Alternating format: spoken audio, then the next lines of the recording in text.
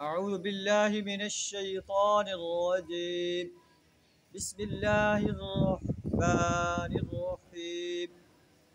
الذين ينفقون أموالهم في سبيل الله ثم لا يتبعون ما أنفقوا منا ولا أذى لهم أجرهم عند ربهم ولا خوف عليهم ولا هم يحزنون. صدق اللہ العظیم.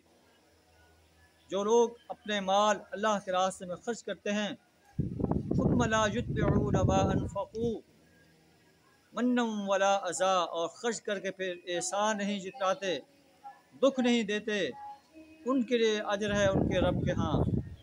ولا خوف علیہم ولا هم يحزنون، ان کے لیے کسی رنج اور خوف کا موقع نہیں. اللہ سے دعا رہا ہمیں اپنے مال اپنی رضا کے لیے خرچ کرنے کی توفیق عطا فرمائے، احسان جتلانے اور دکھ دینے کے لیے خرچ کرنے سے اپنی پناہ عطا فرمائے. وآخر دعوانا الحمد للہ رب العالمین.